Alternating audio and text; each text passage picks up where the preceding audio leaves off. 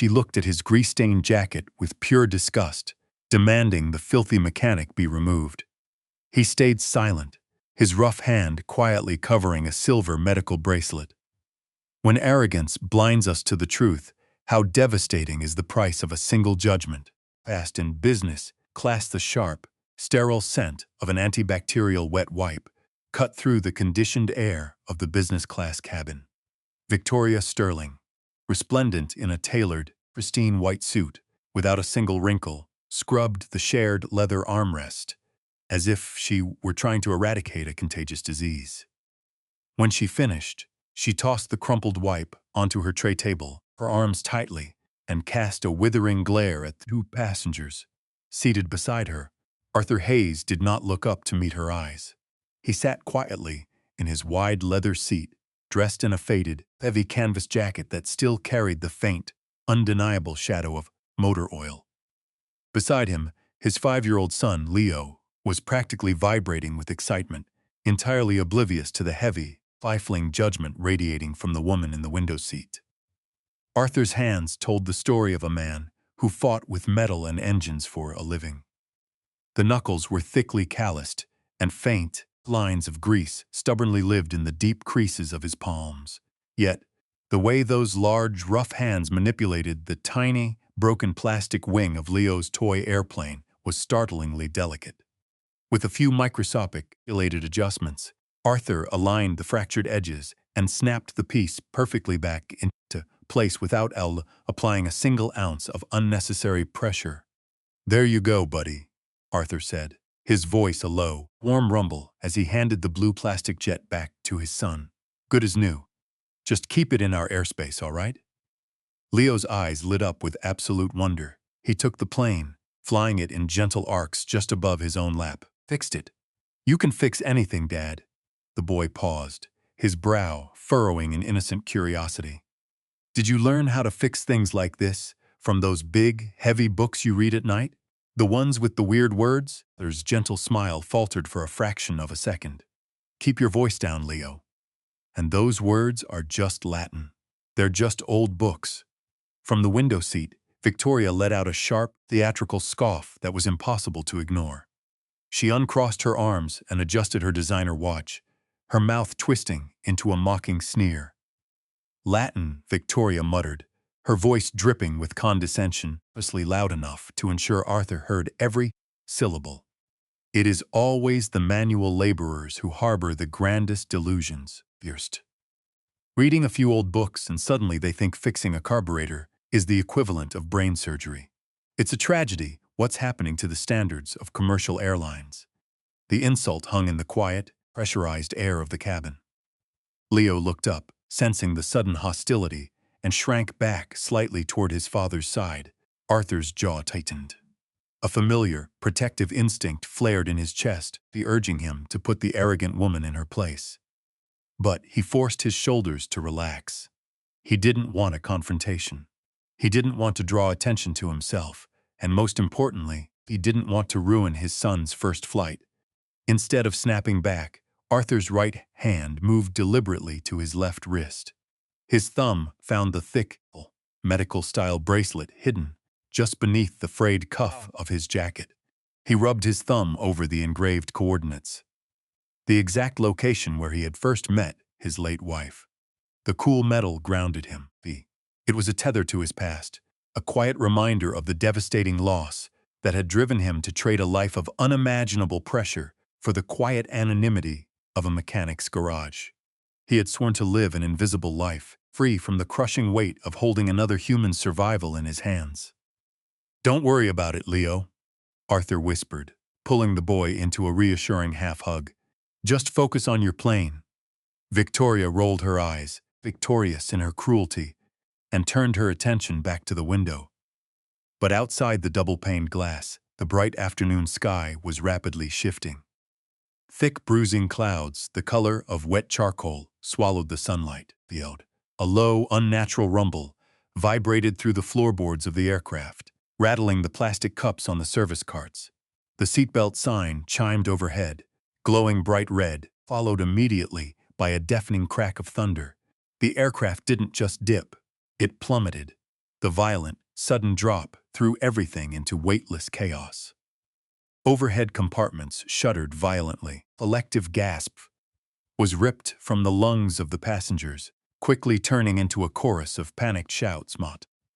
In the aisle, the chief flight attendant, who had been rushing to secure a heavy metal service cart, thrown violently off her feet. She was launched backward, her body colliding with the sharp, unyielding edge of the galley bulkhead with a sickening thud. She crumpled to the carpeted floor instantly. The cabin lights flickered and dimmed. As the plane violently righted itself, Arthur leaned out into the aisle. The flight attendant was not moving to get up. She was curled on her side and frantically grasping at the side of her neck where a dark, terrifying stain was already beginning to rapidly soak through the crisp fabric of her uniform collar. The tense, stifling quiet of business class was entirely shattered.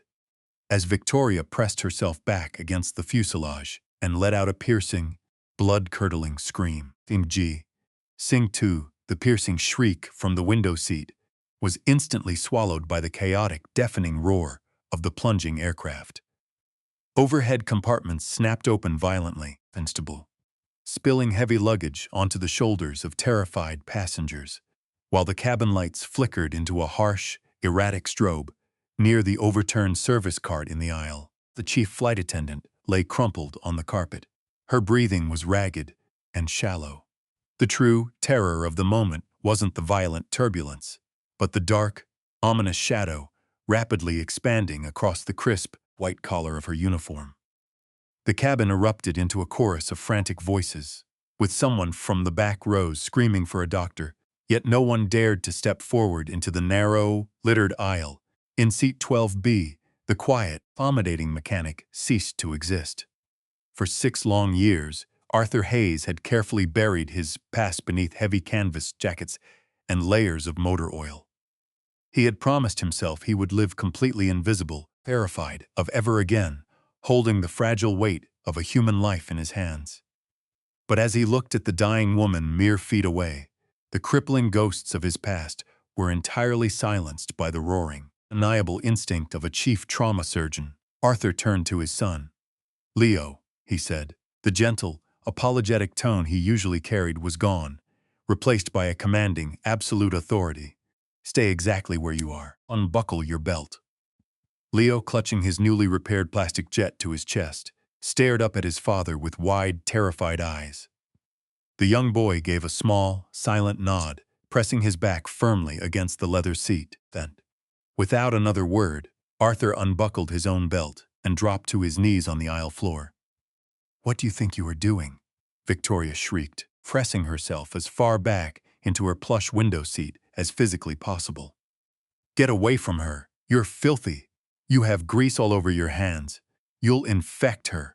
We need a real medical professional." Arthur did not even register her voice. His eyes, suddenly sharp and cold as polished steel, scanned the injured woman's neck. The vessel was severely compromised. Every single second that ticked by was a fraction of a life permanently lost. He needed to apply immediate, localized, and relentless pressure, but a simple hand press would never hold through the violent, continued shuddering of the aircraft. His gaze darted to the wreckage of the food cart. A heavy plastic serving tray had shattered into jagged pieces upon impact.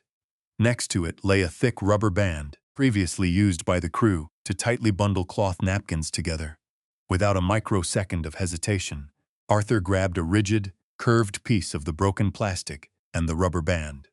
His hands, deeply calloused, stained with the dark, stubborn shadows of engine grease, moved with a breathtaking, almost supernatural fluidity.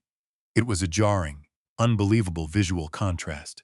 The dirty, battered hands of a blue-collar worker, performing a maneuver of millimeter-perfect precision.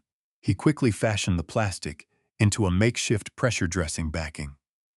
Using the thick rubber band and a torn napkin, he secured an exact, concentrated compression point over the injury. His fingers danced with the flawless muscle memory of 10,000 complex microsurgeries, stabilizing the delicate area to halt the blood loss without cutting off her airway.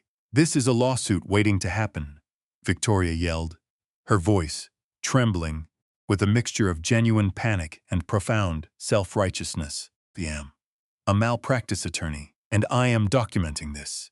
You are practicing medicine without a license. You absolute lunatic. You are going to kill her. Arthur locked the makeshift dressing perfectly into place, his hands as steady as carved stone, despite the plane violently shaking around them. Only then did he slowly turn his head to look at the woman in the window seat. "Step back and shut your mouth," Arthur barked. He didn't yell. His voice cut through the ambient panic of the cabin with the devastating, undeniable force of a man who was entirely used to giving orders while standing over an operating table. Victoria's jaw snapped shut. The sheer, terrifying weight of his authority struck her like a physical blow. She sat completely frozen, her face pale, entirely unaccustomed to being spoken to with such absolute dominance. From the safety of his seat, little Leo watched the entire exchange in silence. The paralyzing fear that had gripped the 5-year-old was slowly evaporating, replaced by a profound, silent awe. The man kneeling in the aisle, commanding the space, and holding back death with nothing but a piece of plastic and a rubber band, didn't look anything like the tired, quiet mechanic who constantly apologized to strangers. He looked like a superhero. For Arthur's steady, unyielding hands, the dark stain on the attendant's collar finally ceased its rapid spread. Her ragged gasps slowly smoothed out into shallow, stable breaths. He had bought her the precious time she desperately needed. The violent shaking of the cabin finally began to subside as the aircraft initiated a steep, aggressive emergency descent.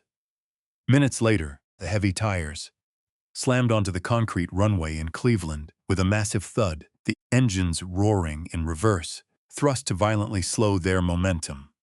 As the plane finally jolted to a complete stop, the immediate, threatening danger passed, but the tension in the business-class cabin merely shifted gears. Victoria, recovering from her momentary shock, reached into her designer purse with trembling hands. She pulled out her pristine smartphone, her perfectly manicured nails tapping fiercely against the bright screen. She glared at Arthur, her eyes narrowing with pure, venomous vindictiveness. "You think you're some kind of hero?" Victoria sneered, her voice low and laced with legal threat. "You are going to prison for this, you imposter." Feast. The glare of the smartphone screen reflected the late afternoon light as the heavy cabin doors finally breached open. The jet bridge at the Cleveland terminal was already swarming with emergency personnel, flashing lights of the tarmac, casting urgent shadows through the windows.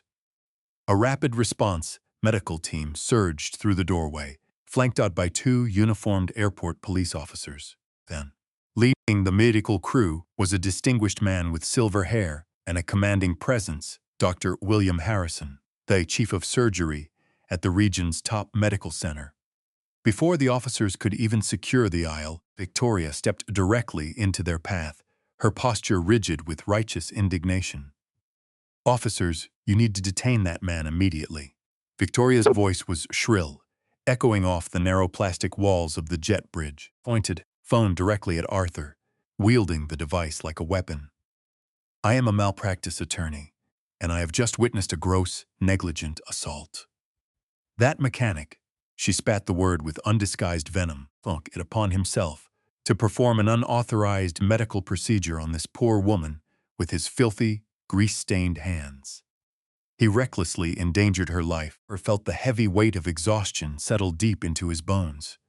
The adrenaline that had fueled his precise movements was fading, leaving behind the familiar, hollow ache of the world's judgment. He didn't raise his voice to argue. He didn't attempt to explain the intricate mechanics of halting an arterial bleed. Instead, he simply knelt back down on the carpet, pulling little Leo firmly against his chest, shielding his son's face from the aggressive shouting. Let her yell, he thought. Let them arrest him. Let them handcuff him in front of everyone. Flight attendant's chest was rising and falling steadily beneath his makeshift bandage. That was the only truth that mattered. The police officers stepped forward, hands resting cautiously on their utility belts, filled their eyes, assessing the quiet, grease-covered man who was fiercely protecting his child. But Dr. Harrison did not even acknowledge Victoria's tirade.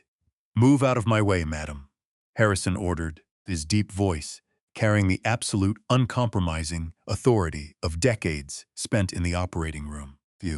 He pushed past the bewildered lawyer and knelt beside the stretcher where the paramedics were carefully transferring the flight attendant. Harrison's highly trained eyes scanned the wound, then. He studied the broken piece of a plastic tray, the perfectly tensioned rubber band, and the exact, localized pressure that had flawlessly bypassed the airway while completely halting a catastrophic hemorrhage. It was a Dural-level battlefield maneuver of unimaginable skill. "Who did this?" Dr. Harrison murmured, his voice suddenly losing its clinical edge. He slowly looked up, following the line of the stained canvas jacket. His eyes rested on the large, calloused hands resting on the little boy's shoulders. As Arthur reached out to adjust Leo's collar, the frayed sleeve of his jacket pulled back. The silver medical-style bracelet caught the harsh fluorescent light of the cabin. The engraved coordinates gleamed. Dr. Harrison froze.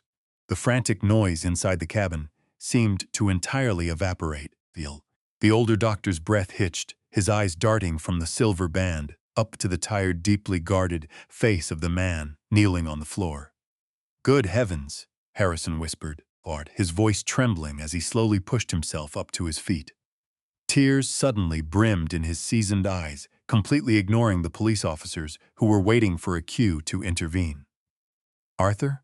Victoria scoffed loudly and closer to the officers. "Doctor, please, you shouldn't speak to this." "Silence," Harrison roared, his voice cracking like a whip. He turned his back on the lawyer, tears now spilling freely over his wrinkled cheeks as he looked down at the mechanic. "Dr. Hayes, it is you." A collective gasp rippled through the remaining passengers. Victoria stopped dead in her tracks, her manicured fingers loosening their grip on her phone. "Officer," Dr. Harrison said, his voice ringing out, clear and resonant, ensuring every single person in the business-class cabin heard him. "The man you are looking at is not a mechanic. He is Dr. Arthur Hayes. 6 years ago, he was the most brilliant, gifted pediatric trauma surgeon this hospital ever had the privilege of employing. He didn't endanger this woman, performed a miracle that none of my own attending physicians could have pulled off in the sky." The silence that fell over the cabin was absolute, heavy, and profound. The smug, superior sneer melted off Victoria's face instantly, draining away to leave her skin a sickly, ashen white. She slowly lowered her phone, looking back as her arrogance was entirely crushed under the unbearable weight of her own ignorance. Arthur stayed on his knees, his jaw tight, his heart pounding a frantic rhythm against Leo's back. He had buried so deeply. The identity he had run from out of overwhelming grief had just been dragged into the blinding light. Dr. Harrison took a step closer, looking down at his greatest student with a mixture of overwhelming relief and deep sorrow. "Have you run away long enough, Arthur?" The heavy silence that followed the older surgeon's question lingered in the chilled air of the jet bridge. Arthur stared at the polished terminal floor, the sheer weight of his uncovered identity pressing down on his shoulders. A few feet away, the self-righteous fire that had fueled Victoria Sterling for the entire flight was utterly extinguished. She looked at Dr. Harrison, then down at the quiet, grease-stained man holding the little boy, her face burning with a profound, suffocating humiliation. She had tried to wield the law like a weapon against a mechanic, only to find her standing before a giant of modern medicine. Without uttering a single word of apology, Victoria clutched her pristine designer bag to her chest, turned on her heel, and retreated down the corridor, disappearing into the crowd like a ghost fleeing the dawn. An hour later, the frantic energy of the emergency landing had faded into the quiet warmth of the airport's VIP lounge. Through the massive floor-to-ceiling windows, Cleveland's sky was painting itself in deep, forgiving strokes of amber and violet as the sun began to set. Arthur sat on a plush sofa, the heavy canvas jacket feeling more stifling now than it ever had in the garage. Theo sat close to his side, his small hands carefully holding the blue plastic jet with its perfectly mended wing. The boy didn't ask questions. He simply leaned against his father, looking up at him with an expression of pure, wavering reverence. Dr. Harrison sat across from them, resting his hands gently on his knees. He didn't push or demand explanations. He just watched his former student with eyes full of quiet compassion. "It'll still have Jorah's office, Arthur," Harrison said softly, breaking the comfortable stillness of the room. "It's been gathering dust for a long time." Arthur swallowed hard, looking down at his scarred, calloused palms. The adrenaline was entirely gone, leaving him alone with the familiar shadows. "You know exactly why I left, William." "I couldn't save her, my hands." His voice cracked, barely above a whisper. "I can't hold a scalpel anymore, dear. It just paralyzes me. I can't be responsible for another life fading away under my fingers." Harrison nodded slowly, completely understanding the crushing reality of the survivor's guilt that had driven a genius into hiding. "I am not asking you to operate," the older doctor replied, his tone gentle but carrying a firm, grounding strength. "Asking you to teach. Be a clinical attending. Guide the surgical residents. Tell them where to cut, how to think, how to hold their nerve when the clock is running out. Use your brilliant to guide their hands. You don't have to carry the physical burden of the blade ever again, Arthur. But you cannot let a gift like yours rust away under the hood of a car." Arthur paused, the weight of the incredible offer settling over him. Failed. He instinctively reached for his left wrist, his fingers tracing the cool metal of the silver bracelet hidden beneath his frayed cuff. The engraved coordinates felt smooth under his thumb, the exact spot by the lake where he had first smiled at his late wife. For years, the bracelet had been a heavy anchor to his grief, a daily punishment for the one life he could not save. But sitting there in the warm sunset light, it felt different. It felt like a gentle push. He closed his eyes, violently asking the memory of the woman he loved for permission to step out of the dark. "It's time," he thought, the realization washing over him like a quiet tide. He looked down at Leo. The little boy smiled, a bright, fearless expression that mirrored his mother's perfectly. "You saved that lady on the airplane, Dad," Leo whispered, resting his head against Arthur's arm. "You're a hero."